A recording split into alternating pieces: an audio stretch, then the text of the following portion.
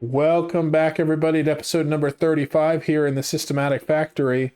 When we last left off, we had been working on our rocket bay, and I have finished our whole rocket bay now.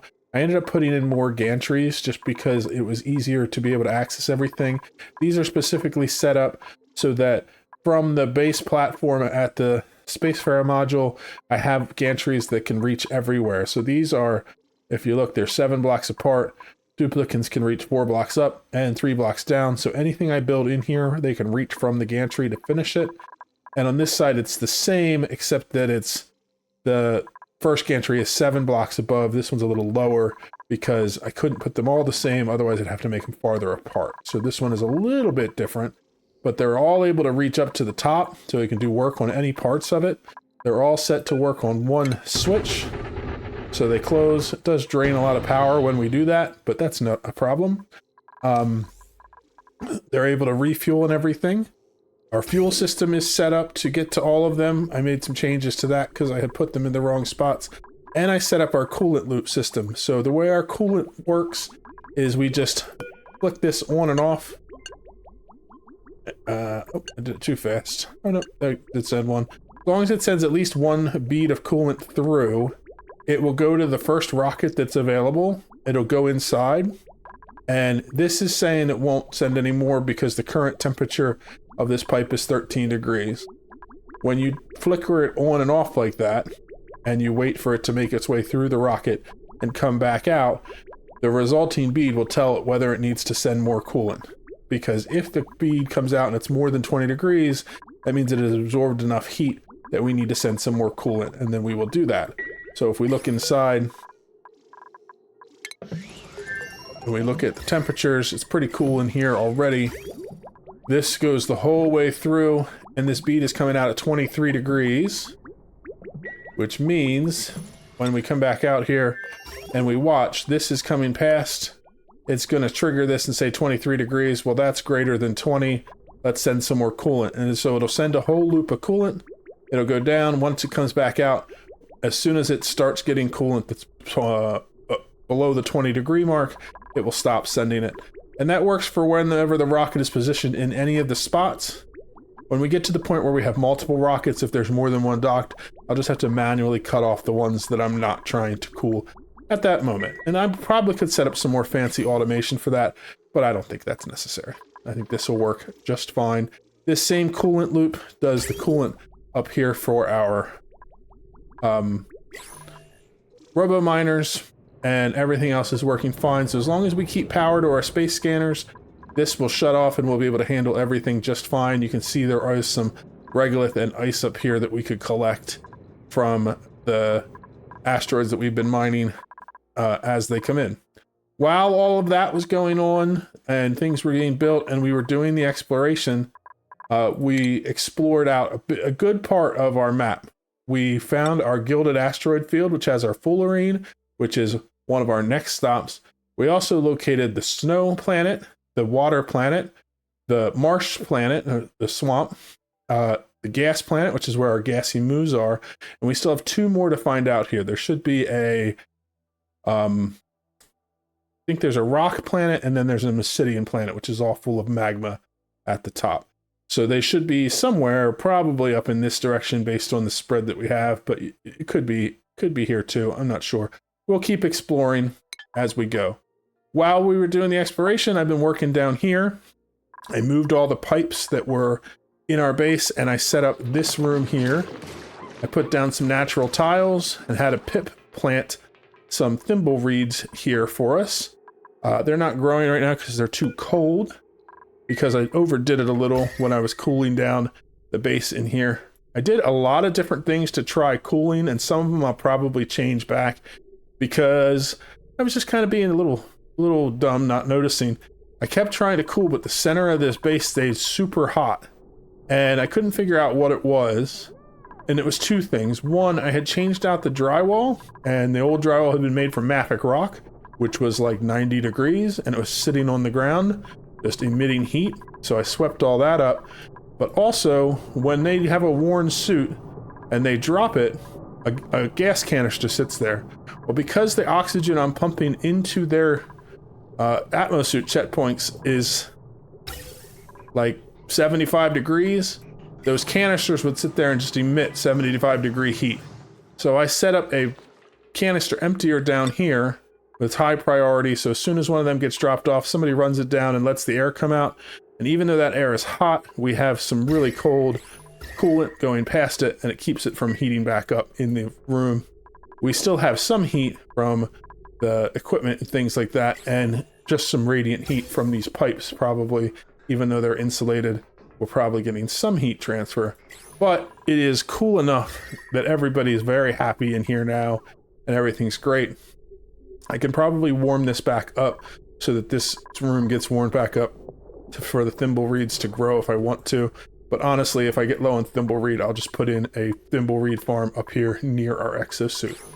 I did this little design here to cool down the water coming in. So I have water coming in from our storage. It's like 73 degrees. I connected a loop to our cooler for up here, and it just has a metal tile with a door and a metal tile. There's a thermometer or thermosensor in here, and if this water is above 20 degrees, keeps this door closed to transfer some temperature in. It's actually pretty close to shutting off now, but because this water is occasionally pumped out to fill back in and hot water is pumped back in, it keeps this going. When I first started, this room was filled with 75-degree water, and now it's 20 degrees. So that means the water getting pumped into our base down here is all in there in the 20-degree marks. And it sits here for a long time. I actually put some radiant lines here to pick some heat back up before it goes in to get used. Oh, it looks like I didn't do this one line here. Must have missed it. But they do that in every room, so that helps pick up a little bit of heat and keep things cool before everything goes down. But like I said, everybody's very happy there. The next things I want to do in this area is working on moving some of this stuff. I want to move our kitchen up closer, up here somewhere. I want to put in a recreation room, probably put in a hospital, those kinds of things. That's what I left the space for. And this space here is specifically cleared out all the ladders because I'm going to build a room that is full of some decorations and our monument that we can now build for the end game, which I think is under furniture. Yes, so we build the monument base, then we build the midsection, and then we'll be able to put a top on it. We need some a large amount of resources to do that. Two of those things are I need to get glass and diamond, which I don't currently have, but I will work on getting those. I need the diamond for mining asteroids out in the star map anyway, and the glass if I want to get into solar power, which I can now do, at least on this colony, because the system here will keep us closed so that the solar panels would not get damaged by asteroids. So I can actually fit them in right here above the scanners. The scanners will go right through the solar panels, and they will go across. And in the old days, you had to like stagger the solar panels to make them more efficient, but now they've changed that so that the solar panels block each other, and so putting them up so that they are straight across is the most efficient thing you can do. So there is space there for me to do that. I'd like to set up a similar system to this, at least on Hazardato. On other systems, I probably won't be as extensive. I'll probably just do one rocket bay, maybe enough space for 2 scanners so we can keep the bays automated like we've done, but we'll see. The other ones, we're probably going to harvest a bunch of resources, load it up in a rocket, take it back, and not really set up colonies there, at least in this playthrough. So, a lot of stuff that we have gotten done, a lot of stuff we still need to do. Oh, the other thing I want to work on is fixing this system here so that it's renewable, because we're running low on shovels and on pokey shells because this system just isn't working quite as well as it was before. I want to set up some automated systems to make it so that we can keep these critters going into the future. as well as some other ones, because I want to be able to get more resources out of them. So a lot of things to work on, but I'm going to focus mainly on getting set up to do the fullerene run with a mining rocket, because that's our next achievement that I want to get. That's not okay, but pretty cool. To do that, I just need to get super coolant, and to do that, I need fullerene. So I'm going to work on getting a new rocket set up, and then we will continue exploring with our rocket and mining with our new one. Before we can start mining for resources on other planetoids and ore fields, I noticed an issue with our food supply, and that's that Hazardato was almost out of food. I restocked it now, so there is 5 on top of each of these, so they have 10 in each room. Probably have another, I don't know, 50 on the belt, and they have 500 here. So altogether, that's going to be, 500 and 630 total, so like 80 days worth of food. Back on the main colony, I did install this here so I can turn on and off to send food to each side. But the stockpile here, there's 908 plus 1,000 there, so there's 1,900 more. Now there are more mouths to feed here, but that's still only about 100 cycles worth of food. The issue is I don't have a great meat source anymore, because the hatches were, I got rid of the hatches. I guess I could set those up again. I could work on getting the bowls up and running, but honestly, I kind of want to set up a food source that's a little more sustainable. So I think I'm going to do some research to decide what kind of food I want to set up, get something that will last for the rest of the playthrough, and work on that. I may do some stuff with the critters too. We'll see, but we did just detect obsidiol. Go check that out. That's one's right there. So if I had to bet, I would guess that the other one is either right here or right here. And since this rocket stopped because it hit in orbit, let's see, I have 15 tiles left, so I could check out this side pretty easily. 1, 2, 3, 4, 5, 6, 7, 8, 9, 10. If I go there, then I have 9 left. I can go 1, 2, 3, 4, 5, 6, 7, 8, 9. Let's just go to here. Or here. 6, 7, 8, 9, 10, 11, 12, 13, 14. Yeah, this will be good. And then maybe we'll get lucky and the other planetoid will be in here. And if not, we'll go over here on another flight. I do want to build a new rocket, like I said, but I think that getting the food situated for the rest of the playthrough is probably a higher priority. So I'll figure out what I want to do on that, and then we can work on that together. A few farms to show you that I made some changes to here that will help us with our food situation and some other things. First of all is this farm here. This is not my design, it is Luma's design, and I didn't really feel the need to change it at all. I kept it exactly the same as he has it, because it just works really well for what we want. And cancel that, sweet.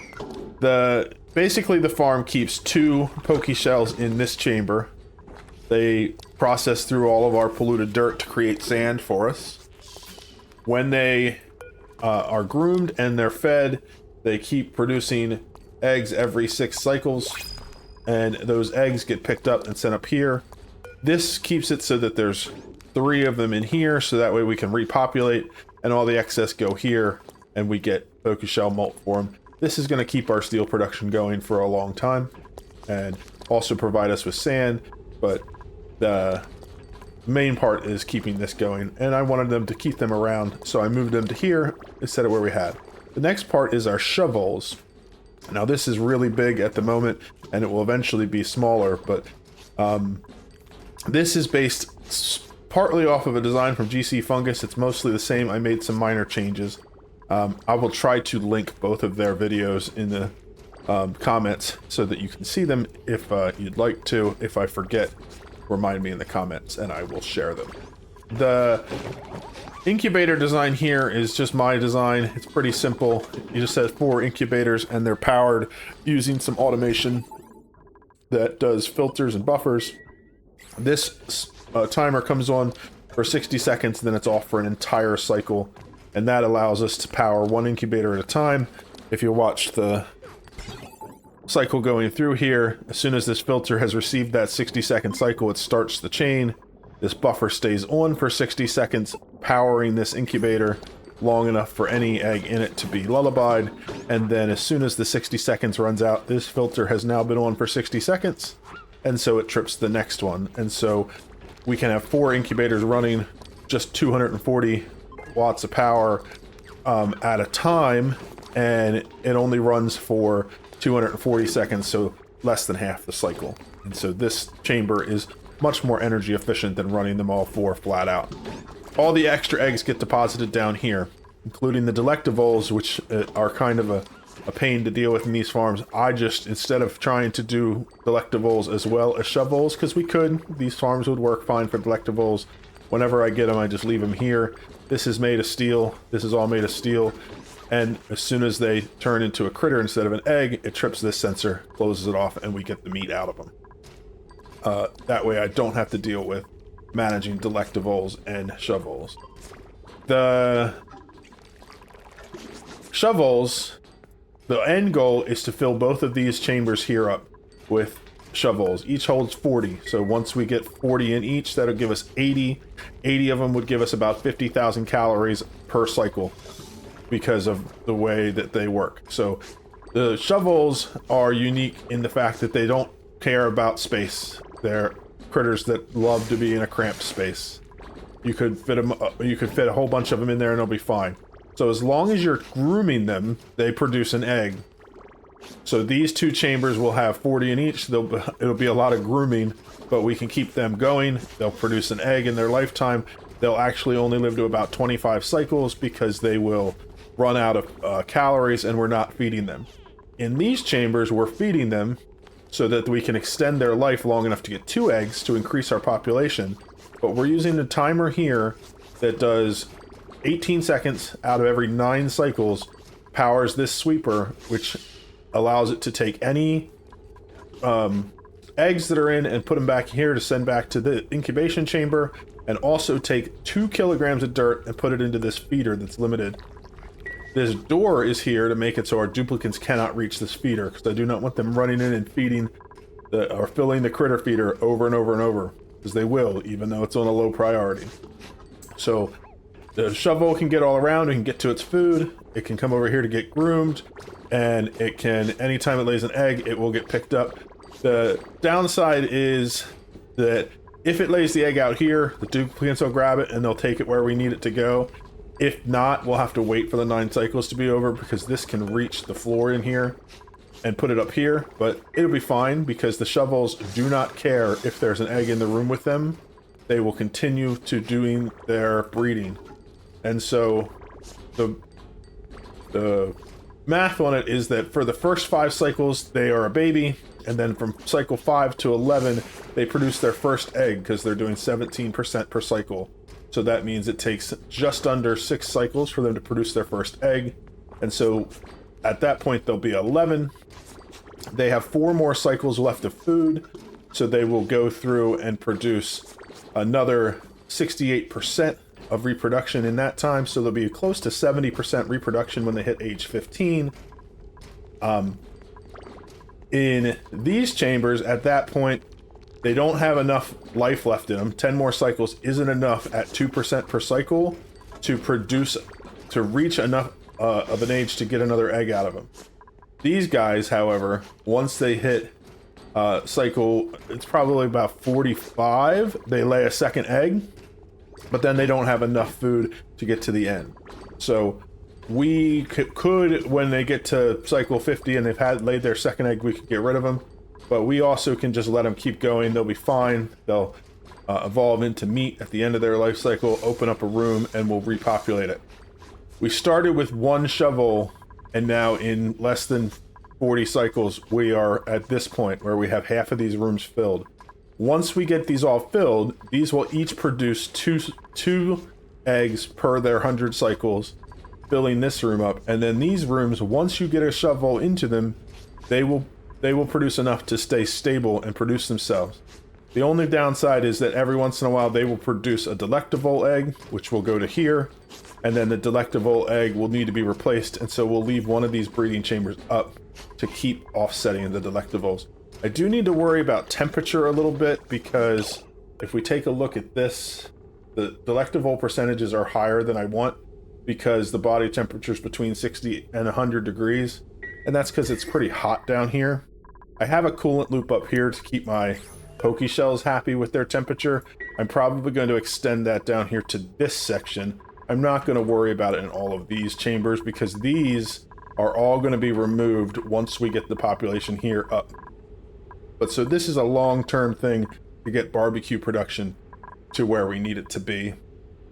We do need to do some more work on increasing our fish population if we want to. Right now these are subsisting off of thimbleweed seeds, but we will not be able to produce enough seeds to keep them going for the long term.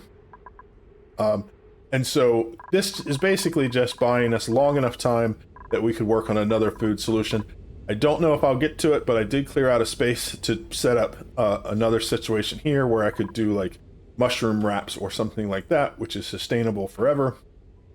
I don't know that we're going to need to do that in this playthrough. We currently have about 200 or 300 more cycles worth of food set. We have 9 million more cooked seafood ready to go now, and this will start giving us enough barbecue to replenish the surf and turf, and then we'll see from there. It might be a project I do if I decide to keep going longer. We'll see. For now, I want to work on getting our mining system set up so that we can go up to get our fullerene. We did unlock all of the planetoids, so we're set there. So we need to get... We have 2 goals for our base achievements.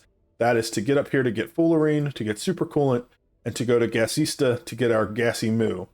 And then in the DLC achievements, we need to start colonizing planets and doing lots of things there. So our focus is going to be on setting up our mining rocket and getting supercoolant so we can start doing some more end game things. Our shovel population is going well. Most of the rooms are filled down here. Some of these are now empty because shovels have reached the end of their lifespan, but we have more eggs to fill them back up, and we're just waiting for them to keep populating. So that is going well. I started building a new rocket. So this one is very similar to the other one. You can see it has power. It doesn't have the cartographic module, so it can't go into unexplored area, but instead it has a cargo bay. The other change is that instead of a regular nose cone, it has a drill cone so that we can drill in new areas. And then we have the same setup with our fuel and oxidizer, which means that we have a range of 20 tiles, which is what we need to go get our supercoolant. And I wanted to do something different for our living quarters. I had fun doing this one with the electrolyzer built in it, and it was a challenge to try to deal with the temperature problems and things like that, but it got kind of old. I designed this one, and this one, one thing I'm using is I'm taking advantage of the new storage tiles so I can store things. So I have 300 days worth of food stored in this tile here. Autosave always coming in right when you don't want it. Yeah, these 2 tiles I have placed to fill in with oxalite. They each hold 1,000 kilograms of oxalite, so 2,000 in total. These storage tiles are really neat. They hold basically the same amount as a storage bin would, because a storage bin takes up 2 tiles, but you can stick them in the floor so that you can fit things in. I think it's a really nice design for rockets specifically. But the way I am handling oxygen in here is that I have a conveyor loader here that is allowed manual use, and you can put oxalite in it, and the oxalite then is going around this conveyor belt that fills up pretty much the whole center of the thing, so we have as much storage for oxalite as possible. And then I have a conveyor chute here that drops out oxalite if the pressure in the rocket drops below 1,000 grams.